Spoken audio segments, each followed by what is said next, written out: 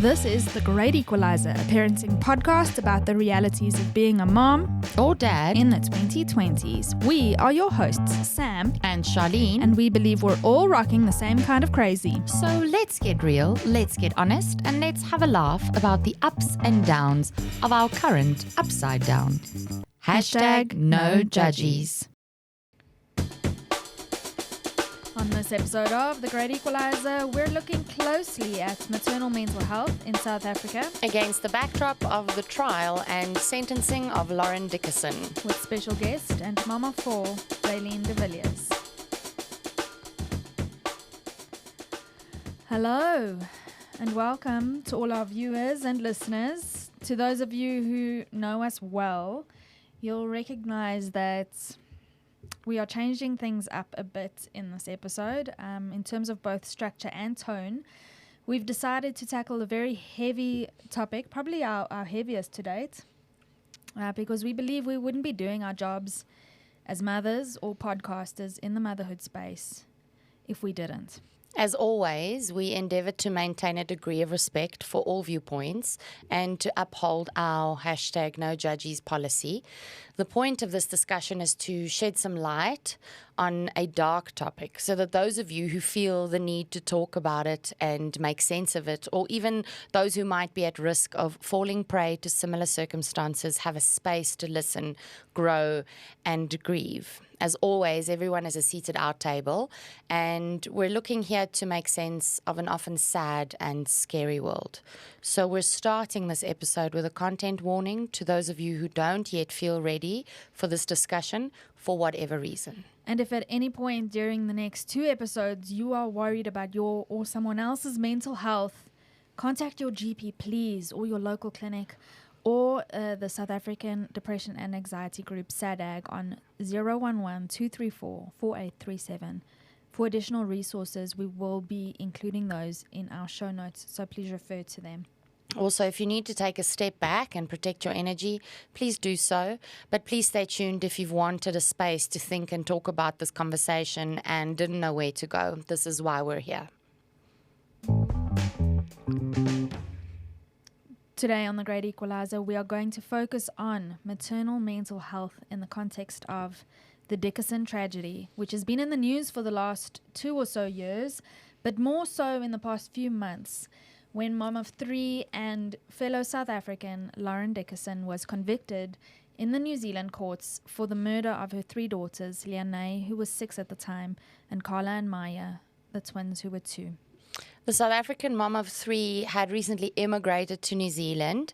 Her husband, Graham, is an orthopaedic surgeon, and the family immigrated on a job opportunity he had in New Zealand. The tragedy occurred weeks after they had settled in their new home on the evening of the first day that the twins went to school. I want to again reiterate that our intention in the episode, which again is going to take place over 2 episodes, is to open up a conversation around maternal mental health with a focus on IVF in part 2, and not to provide a blow-by-blow of what happened or to place judgment in any way. It's likely also that we're going to get things wrong. Perhaps we'll say the wrong thing or provide incorrect context in one way or the other. But we are doing our best to present this conversation in a way that stays true to the story and helps unpack the feelings of many of us who have stayed tuned to watch this transpire, or what has transpired, and what information has come to light over the last 2 years. So what we think is important here is to provide context for why this story resonated so deeply for so many families in South Africa, and to look at where we can go from here as a society, and to unpack maybe how or why this happened. Yeah, and so that brings us to our special in-studio guest, Raylene de Villiers. Welcome, Raylene, and thank you for joining us on The Great Equalizer. Thank you so much for the invite. It's a great opportunity to discuss infertility and, of course, the aftermath of that, which is motherhood. Indeed. Raylene, You are a mom of 4 and a baby sleep consultant based right here with us in Johannesburg. Raylene's also a so-called IVF warrior. And at one point during her IVF journey, Raylene had been chatting almost daily with Lauren Dickason over WhatsApp. Together, the friends were part of an IVF support group and got to know each other pretty well in those early years, supporting each other through the trials of IVF and many losses incurred between the two women. Raylene, thank you so much for joining us and to open up about this very difficult topic. Thank you. It is difficult, very hard. Well, we appreciate you being here, as Charlene said. And I want to reiterate, that we're recording this episode now mid-September. And it was this past weekend that marked 2 years to the day that the news landed on our shores about what happened about Lauren Dickerson. People's reactions were varying and extreme. So I want to start off with hearing what you thought. What were your thoughts when you heard the news of what happened, especially because you knew Lauren so intimately? Yes. When the news broke in South Africa, I, to be completely honest with you, did not believe it. I did not believe it was Lauren who had done it. I thought, shame, they've moved all the way to New Zealand and here an intruder has come into their house. That is how much I believed that this was or could not be the Lauren that I knew back then. What were your thoughts, Charlene? You know, I just had an overwhelming feeling of sadness. I just felt, when you want to grab your hair, just be like, oh my God, this is so sad. I don't know these people. But when I read it, I just felt sad for her. That was the first thing that came up. I was like, oh my God. This poor woman, what she must have been going through was my first thought. And then secondly was questions start coming up like, where's the dad? How must he be feeling? What happened here? Yep. Just like I was confused and overwhelmed with sadness for them and the situation. Obviously because I didn't know them or, I guess if it's someone you knew, you'd be shocked. You'd be like, oh, I can't believe that this is true, like you've explained. For me, I had an overwhelming feeling of sadness. This poor family, this poor woman, I feel sorry for everyone. And there must be more to the story. Absolutely. When I heard that it was actually genuinely her that had done it, I immediately thought she must have been insane. Something was wrong. Something was definitely wrong because that's not the Lauren I knew at all. So reactions from the South African public were largely polarized, right? And what upset me when I first kind of started digesting the information, because I can't exactly remember what my first reaction was, but I remember kind of, thinking about it and thinking about how I would piece together what I eventually wrote about in my professional capacity. And the thing that really saddened me was the people saying, what kind of a mother? And what we do on our show and what we've always done is we're all in this together. Motherhood is a beast. Parenting in South Africa is a beast. And what kind of a mother? I can't bring myself to ask that question. Well, I put my hand up and I said, this is what I've been through and I had help. And, by the same token, people often bring up Lauren's privilege, and they often bring up her experience as a doctor. And for me, I just felt that her journey as a mother was not taken into consideration until that point. Or I think it showcased how South Africa holds our mothers. And my op-ed, I wrote an op-ed on it, which I got a lot of hate for, called Who is to Blame for the Dickason Tragedy? We Are South Africa. That kind of unpacked, my experience postpartum. And we always say this in the mothering community. You go to your 6-week checkup and what do they tell you? You're good to go. You can have sex now. And you're like, is that it? That's often, and that it's not everywhere, So I am making a generalization, but that is largely how mothers are held in the postpartum years. And we will be talking about IVF and how families are held during the IVF process. But now we know what happened following a blow-by-blow account in the media. You can read everything because Lauren and her husband Graham were put on the stand and they gave pretty much all the details. There it is. And the thing is, she was convicted of murder.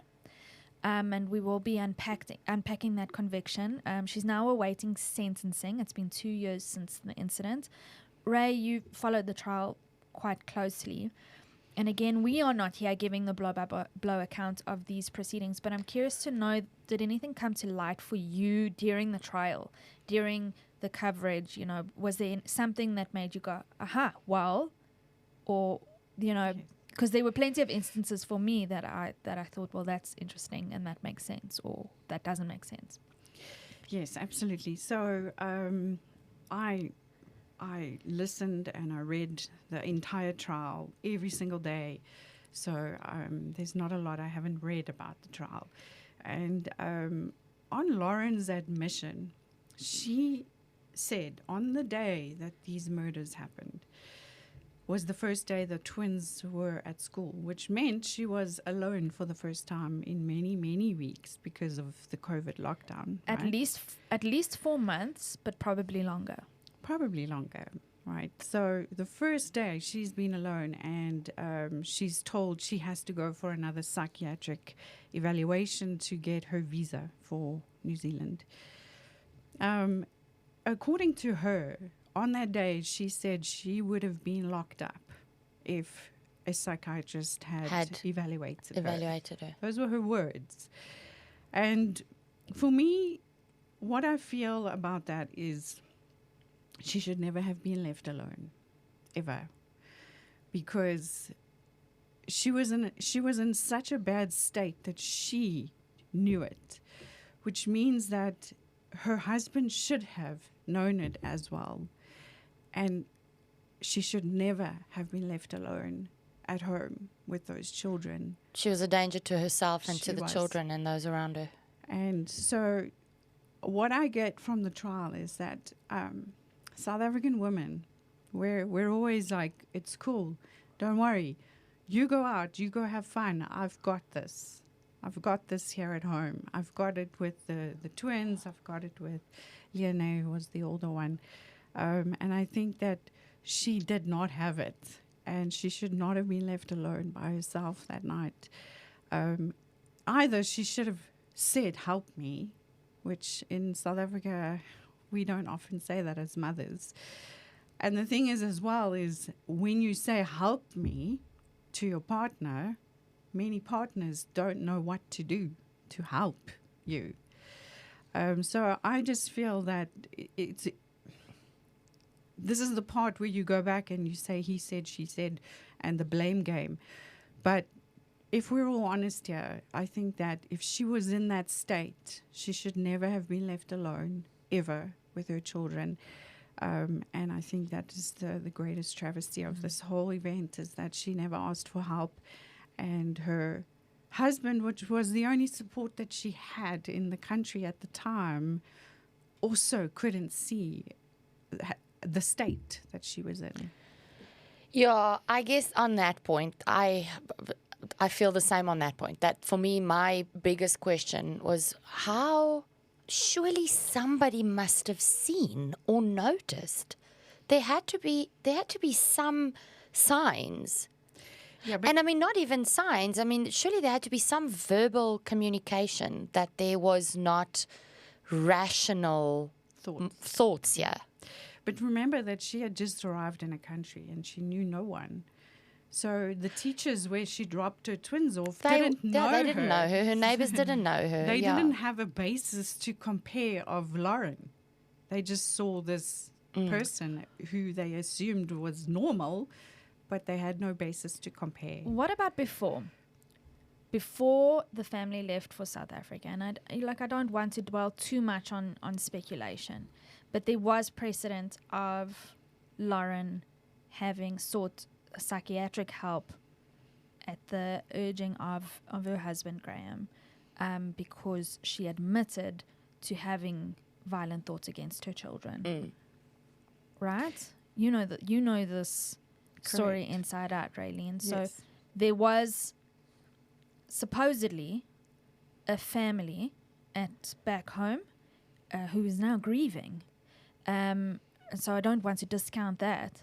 But also a team of doctors, surely, who held her or were supposed to hold her You in should that have moment. red flagged her. Yeah. So guys, if this was you, what would you want if you were at such a point in South Africa? Let's not even displace us and take us through the trauma of immigrating, because that is a trauma. If it's just the three of us in this room, right, and we're staying in South Africa, and we are at this point of depression, anxiety, borderline psychosis, if not actual psychosis, that we are thinking of harming our children, what would you want as a mother? What would you need? I guess someone who is for me, who is in a more rational mental state to just take over. Yes. Even if it's against my will, Yes. because I think I know what's best for me. Yes. Because I feel like I'm the mother to these children, but I'm a danger to them, and I might not like to hear it, but I'm also a danger to myself. And so at the risk of self-harm or harming others, somebody needs to take responsibility here, because they're also responsible for the life of my children Yep. So or the lives someone of my else, children. family, friends who know you, they know your baseline. And when they're comparing your baseline to what you are now, someone needs to take control, and quickly. And I guess, I mean, this family's grieving, like you said, Sam. So I'm not in their shoes. We were not in their shoes. We don't know the situation. But I guess the perspective that I'm coming from, or that we're trying to just unpack here, is what kind of support do we have for mothers in this country?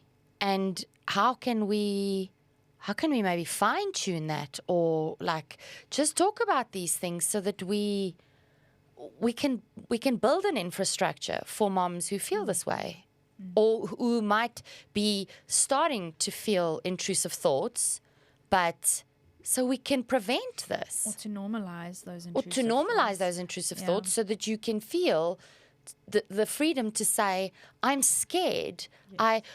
Because the reason moms don't voice their feelings is for fear of judgment.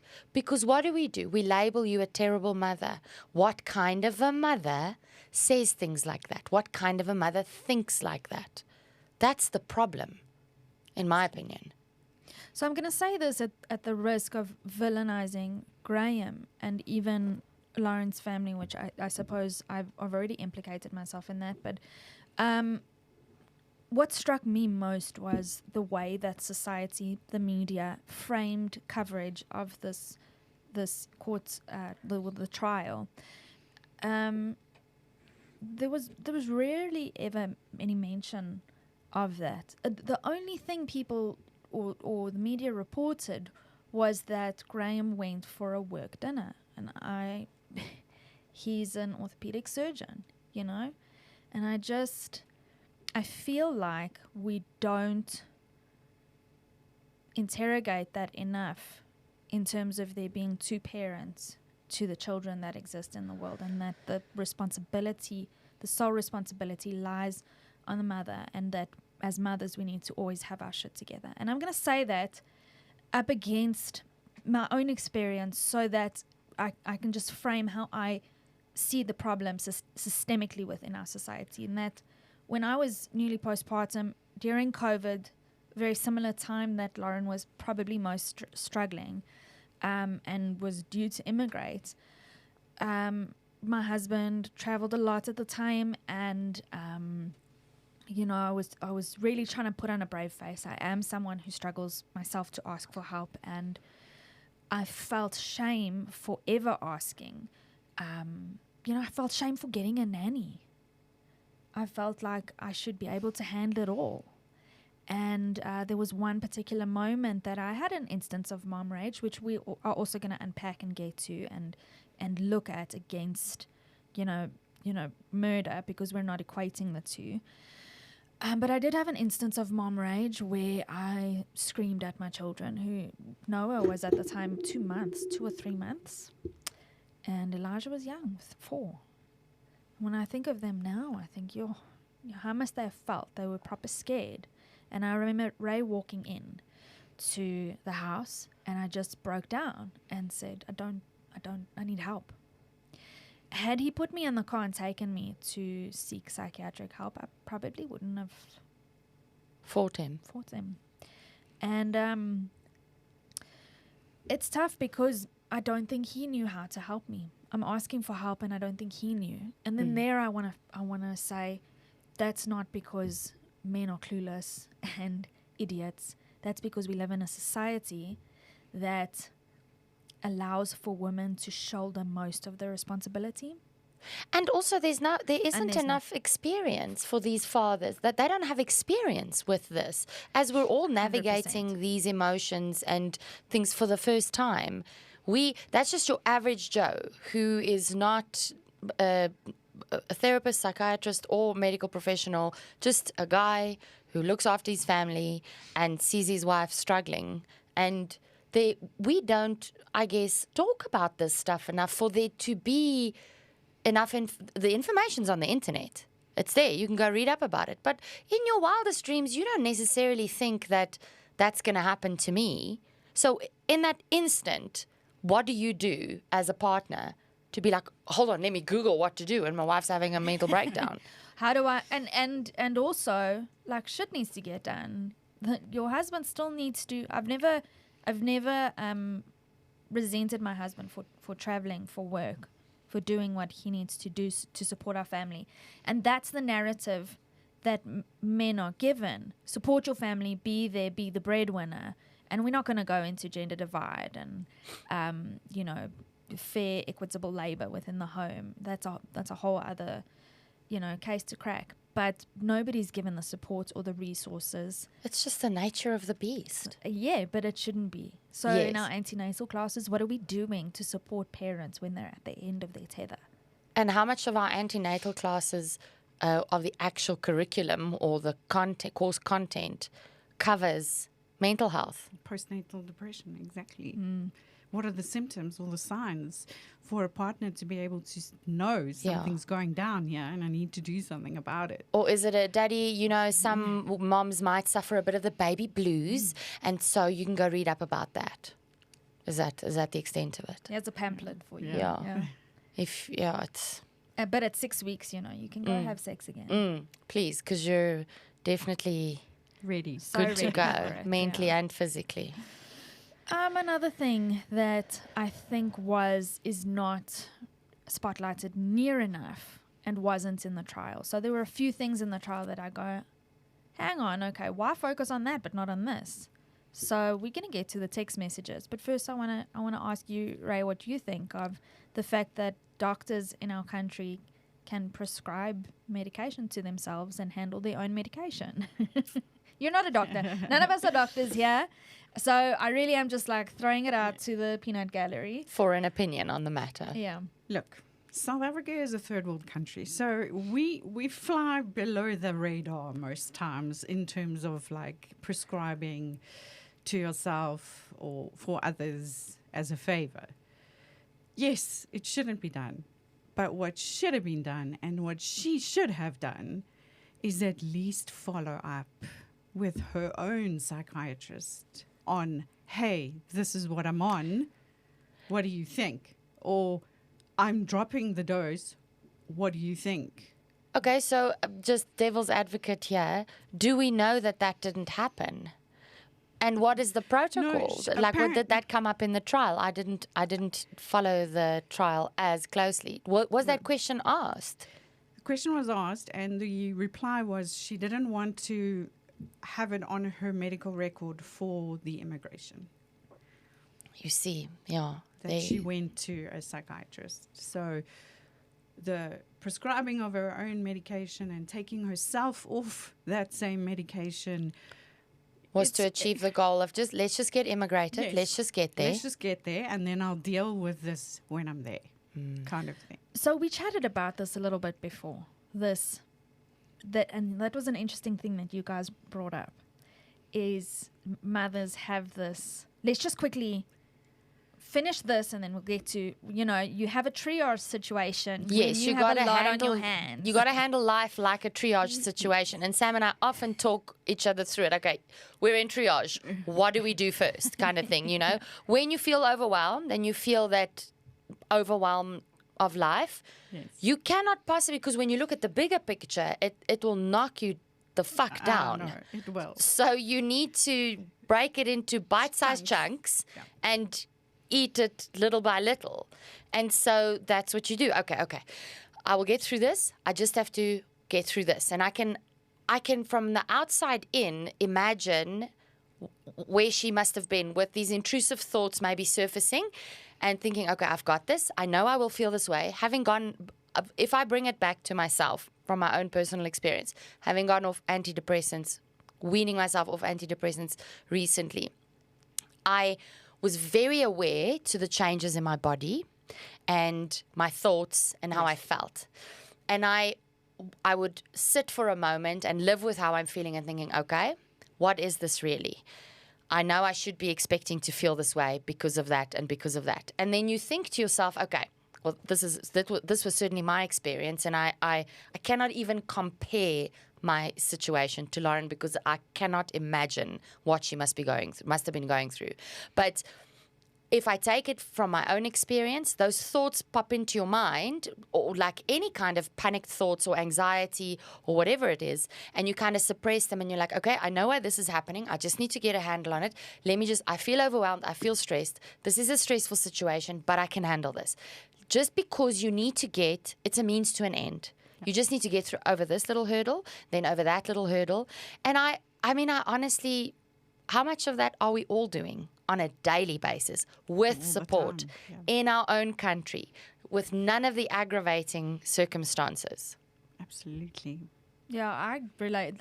When you mentioned that, I was like, guilty this week. And it's just, Let me just get through this quickly. It might be trivial things like, oh, it's show and tell this week. Okay, so you take the week planner and you're like, okay, we've got this, and this. This is what we're going to focus on for this week. I'm not even going to think about exams for my kids or this for next week. I can't even let that enter my mind because I just have to get through this week. And then next week and rinse and fucking repeat. And I think that's what happened with the medication. I'm sure of it, because she was probably thinking to herself, well, let me wean off so I can get to New Zealand. Once I'm there, I'll sort all of this out. Yes, simple solution. Also because you come second. And so I don't want to speculate any more about Lauren in particular, but I do want to bring it back to, just the other day, I was hugging a friend, another mom friend at drop-off. She came to greet me and she's like, I actually need this hug more than you do, but hi. And because we don't often get to touch base because we don't have time. Mm-hmm. She gave me a hug and I had to kind of swallow my cry. And guys, I'm not going through any particular trauma. I'm not grieving a loss right now. I'm just highly anxious and I feel like December is weighing down on me. And we were chatting between, 2 or 3 of us moms in the parking lot and kind of all felt the same way, the same weight. And I was rubbing my neck and this friend of mine is a physio and she's like, what's happening? What are you doing right now? And I was just like, it's sore here, but I can handle that. But what is this burning sensation? Is it me typing a lot? And she's like, the fact that it's sore here is, and she explained it all. And she's like, I've got a cancellation right now. Come. And I was like, I couldn't drop everything that I needed to do from there and go. And she just said, Sam, you're going to break if you don't. And I said, you know what, if you rub whatever this is out, and I'm going to cry. If I have... Plus, it'll be back in 24 hours. It'll be back in 24 I'll hours. have to just have a standing booking with you every other day because it's going to be back. And I was like, I'm going to cry and I'm not going to stop crying. And she's like, but you need it. It's energy release. It needs to flow through you. And, she's really smart in that way, that it's not you broken if you are crying. It's your energy flowing through you. But I was like, it's problematic, the fact that I don't have time For yourself. for myself, that I come last. And so you can say, again, we're veering back into speculation, but you can say as much as what you want. Lauren was a doctor. She should have known better. Lauren was a mother, and she did not put herself first. Guaranteed. Guaranteed. Not because she didn't want to. So just think about what other people must be going through. If that's what you're feeling, if that's what all of us are feeling, just on the daily, in a normal situation, nothing out of the ordinary is really happening for us. It's just life. If that's what we're feeling, Yeah. it's a lot. Yes. So again, we're not giving a blow-by-blow of the trial, but something else happened that was very triggering for me during the court proceedings, and something that didn't sit right with me. And I actually had a discussion with both Charlene and my husband, Ray, about it. The text messages used as evidence against Lauren did not sit right with me from an ethical point of view. 31,000 plus text messages that were poured over.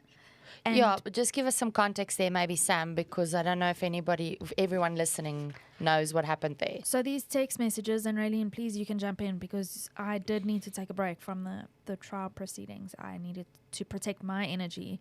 Yeah. So I got the alerts daily. I did not deep dive into them every day. Yeah. But there were 31,000 text messages between Lauren and a friend, or perhaps even multiple friends, that indicated That was used to kind of Against her. implicate That her sh- premeditation of these murders. that she was angry. Perhaps, I don't know what, I can't even recall what the text messages said, for instance. But I can say what my text messages have said to Charlene from time to time. Oh my God, I'm going to fucking kill my kids. They are driving me insane. Yes. Could be, realistically, I don't know. I'll have to look through all of my messages, or I'm maybe too clear scared. them at this point. There were two that I recall, and the one was her kids were in a swimming pool, and the caption was, "My kids are fucking crazy." They obviously deleted the photo and just used the words. So to kind of prove that yes, she hates them. yes. But meanwhile, they were in a swimming pool in winter in Johannesburg. Oh, So, right. They're acting. This is nuts. So she's captioned it, "My kids are fucking crazy," meaning they're weird because they're swimming in winter, not because I want to kill them. And the second one was,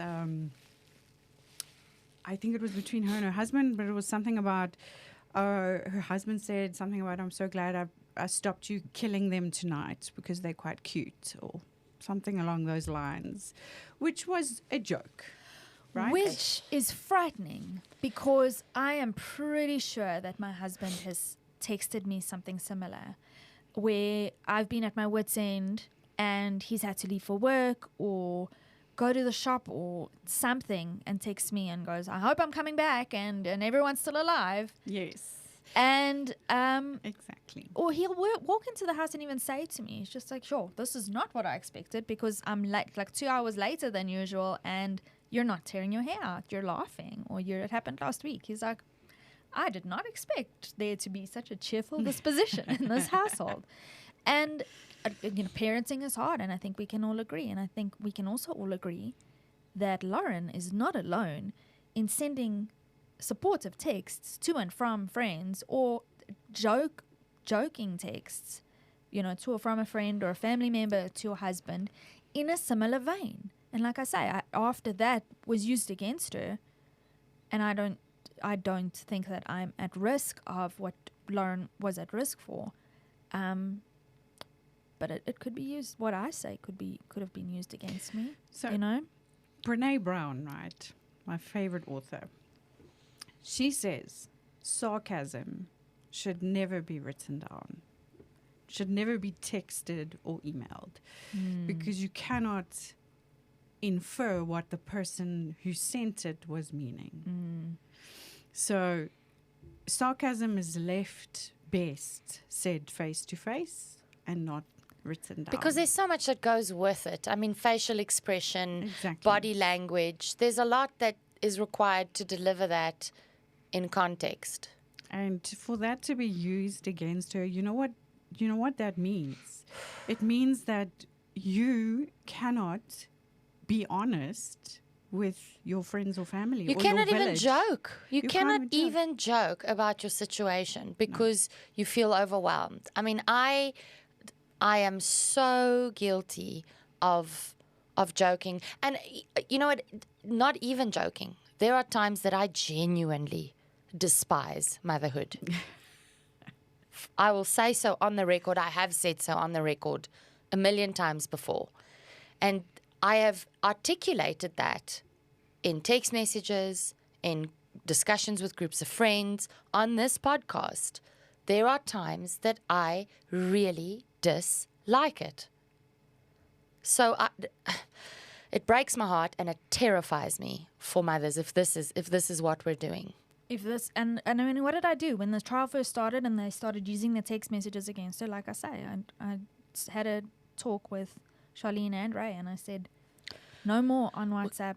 We can't do this anymore. Not because either of us feel at risk of harming ourselves or our children, but this is the reality. This is the world we live in. That'll be used against me, my private messages. They're not private. They belong to Meta. So let that also be a warning to anybody sending. Maybe my husband boob shots decides to to your divorce me husband. one day and we're in a musha custody Yeah, battle. And my 100%. WhatsApps get commissioned as evidence in that, as evidence against me. Now, you can have your children taken away for a Why? joke. Yes. For a joke, exactly.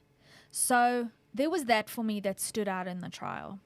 And the day the verdict was passed out, and she never denied murdering her children, but she did plead not guilty for murder. So remember, also in law there are technicalities, and words are very important. Yes. In the way that you terminology, phrase, yes. So Lauren pleaded guilty for infanticide and not guilty for murder. But she was found guilty for murder. So I'll tell you what I felt during the moment, but I want to hear from you when the verdict landed. What were your thoughts and feelings? I was shocked. Devastated. I was so heartbroken.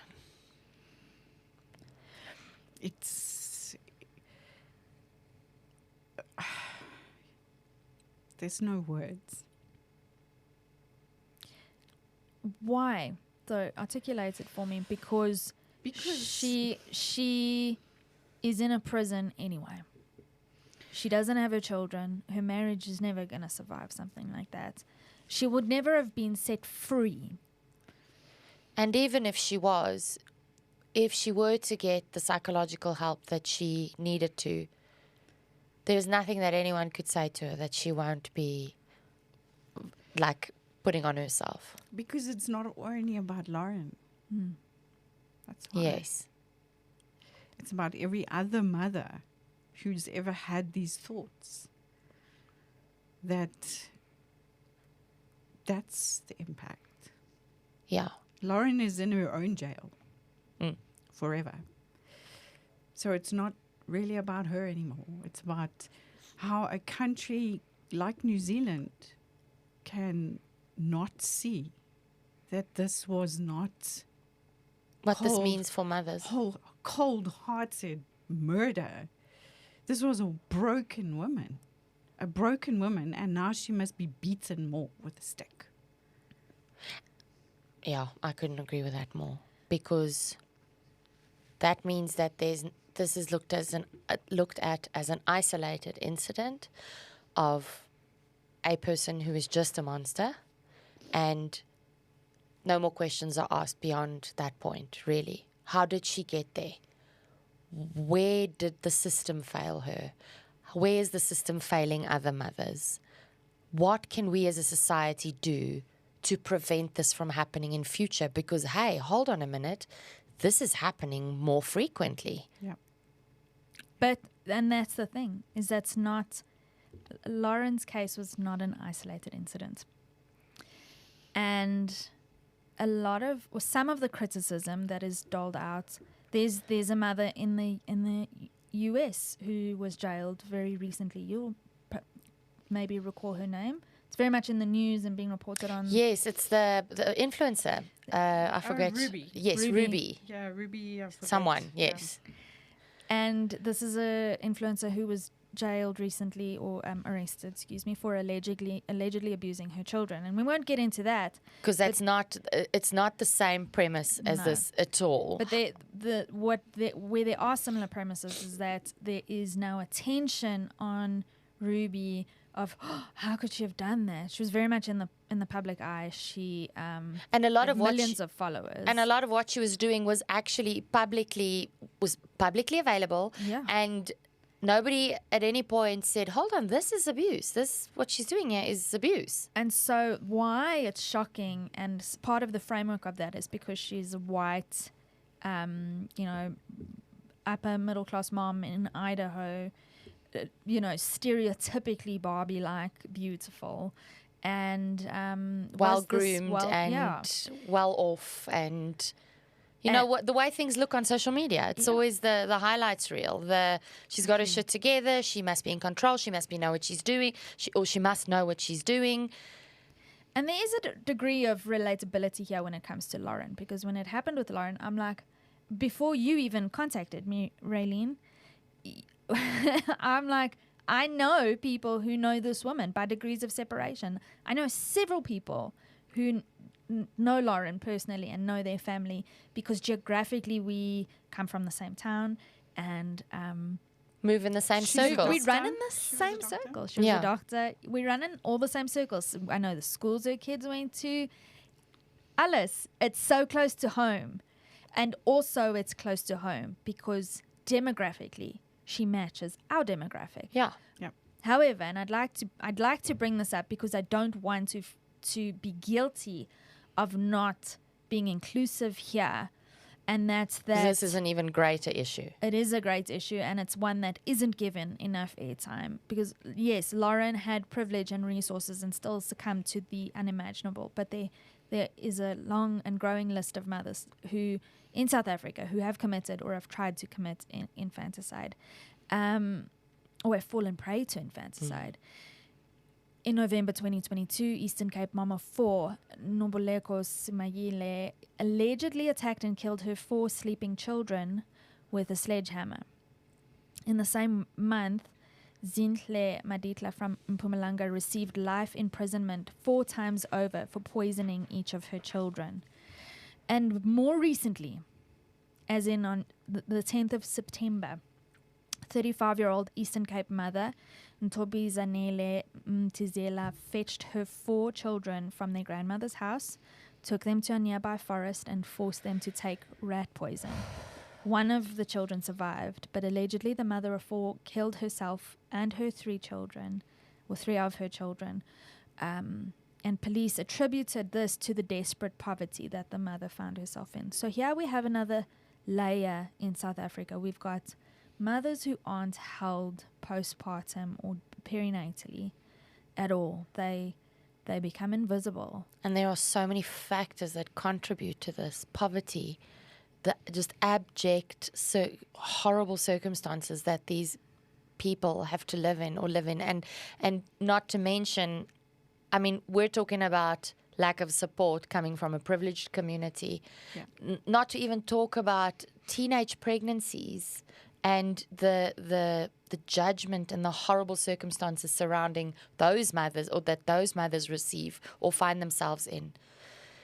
It's hard to think about because there's so much that's wrong with the world, and it really makes you very sad that you can't fix it for everyone. I think what happened with Lauren was that in those stories there was very much still, and we cannot deny it in South Africa, there was very much an us and them mentality. We're not poverty stricken. This will never happen to us. Until it does. And now when are we going to look at the mental health of mothers? Yes, because if this is what's happening to families who come from privilege, who we as outsiders can look at and be like, you have everything. You have all the support. I mean, you guys are medical doctors. You must know a psychiatrist or this one or a therapist you must have so much support. But if it's happening to you, if you are struggling, Can you imagine how many other people are struggling with this? This is not an isolated situation. This is prevalent. So, yeah, circumstantially, Lauren's case and others like Lauren's case, and she's been compared to lots of other mothers internationally, or a handful of other mothers internationally who have committed infanticide. She's white and privileged, and there is a lot to say, as I've mentioned, about racial context and why a white woman is more prone to hitting news headlines, while stories like I've just mentioned and the other women in our country who are suffering do take a back seat. But I really do believe that on several levels, Lauren is not that different from these women. I think we must remember, and I'm mentioning something here, and I sincerely hope it's not taken out of context, but South Africa is the rape capital of the world. We have prevalent gender-based violence, intimate partner violence in our country. And that's a scourge that is also very indicative to underlying issues of how we view women and how we view mothers. I'd like to call out fellow media for headlining any of these moms, labeling them killer mom in court again. No, we need to do better by our mothers. So yeah, that was a point that I really needed to bring across, that this is not a standalone incident. I don't know whether you have anything else to add on that, Raylene. No, I don't. So, as I mentioned before, this is part 1 of this episode, unpacking maternal mental health and Lauren Dickerson. In part 2, we are going to be touching on another woefully undermentioned and underrepresented part of this case, the IVF journey. So, to all our listeners and viewers, please stay tuned for more on that as we continue the discussion about the Dickason tragedy and maternal mental health in South Africa.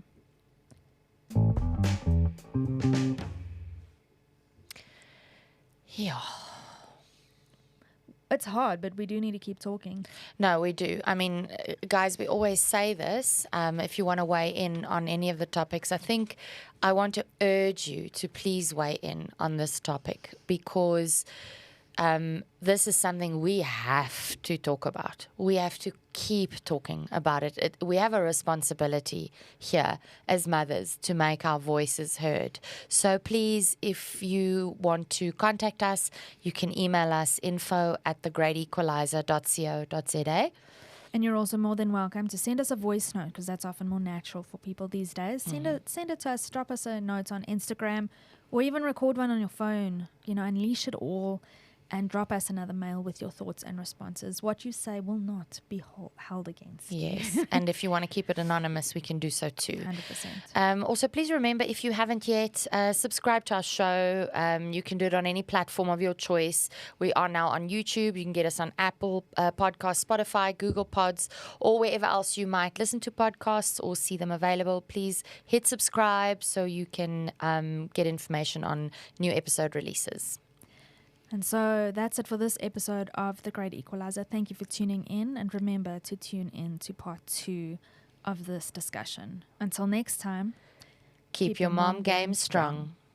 If you are worried about your or someone else's mental health, contact your GP or your local clinic or the South African Depression and Anxiety Group on 011 234 4837. If you are in danger or someone else is endangering others, call the police immediately on 08600 10111 or 112 from a mobile phone.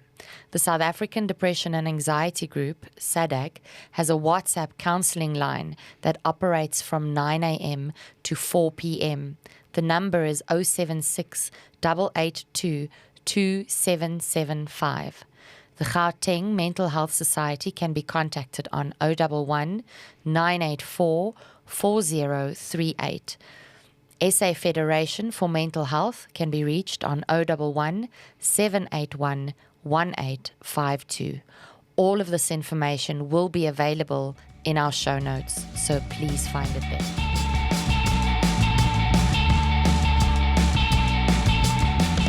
shout out to our producers over at Autumn Aperture and Arch Studios, including our editor Ray Herbst and sound engineer Stephen Krill. Please review our show notes for more on today's topic and expert guest.